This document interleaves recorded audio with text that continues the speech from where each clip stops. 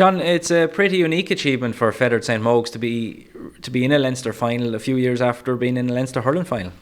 Yes, I think so. I think we're the only club, I think, in Wexford that have achieved this, like, you know. But I suppose being in the Leinster final would be nice to go along now and try and win it. That's the most important thing, and maybe go a bit further this year. And we were beaten in 17 in the All Ireland final, which was one I think we left behind. But let's hope we can go a bit further. But we're up against a very formidable side in Dunshaughlin, so that's really what we want to do now, is try and win it. And Tony, some of the highlights for the club itself over the last number of years include many good highlights, including winning a senior football title, of course.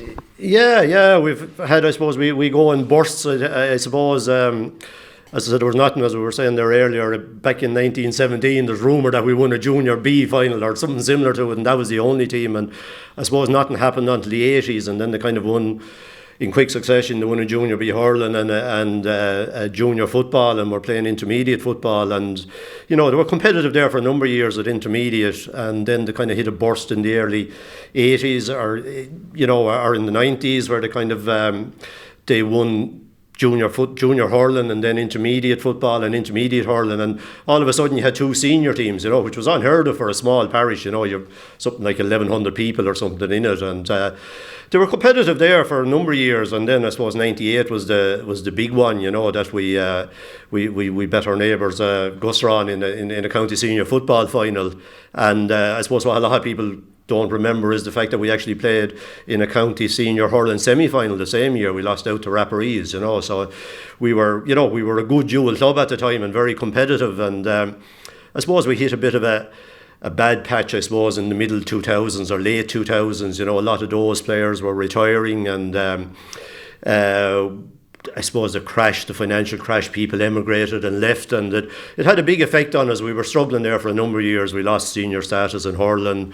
We played in a number of kind of senior relegation finals and were hanging in there. And there was a bunch of chaps then came on, probably kind of Garrett Foley's crowd and them, and we got to a senior final in 2013 against the Martins, and that was a very, very young team, and you know, we're beaten on the day, but, you know, things look good. And I think the following year we won a Premier Minor final, and, you know, there was another bunch of guys there, and we kind of thought, look, we were going to drive on a bit from that, but it took a while. And I suppose, as John said there, the next big bunch then was a kind of 16 and 17. 16 we were beaten in the intermediate A hurling final by our other neighbours, Ramsgrange, and the following year we won that, and then we won the Leinster title and got the whole way to the All Ireland, including a fine trip to London in the interim, and came on then the following year and won intermediate hurling, and we were back a kind of senior in both of them again. And you know, we'd promising players there. I don't know what happened, COVID or something must have affected us then, and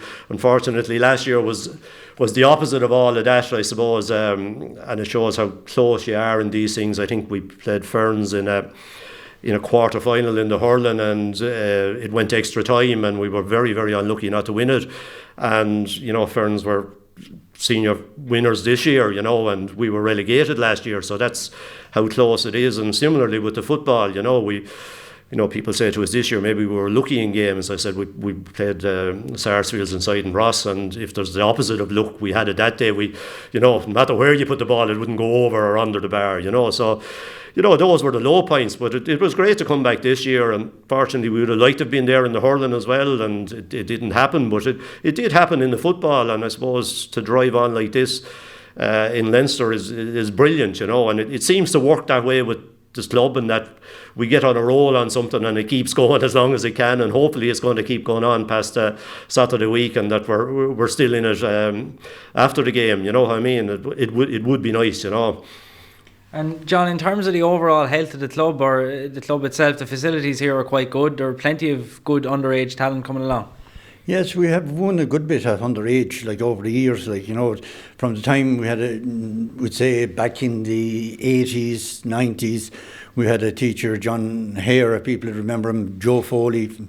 Joe is well known, and they were the force behind Cushionog at that time and brought him on the underage a lot. And then, like, we were supposed to, we're very lucky to have a man like Jim Byrne in I'd say most of these young fellas here now that we have, most of our present team, would have came through gym at underage.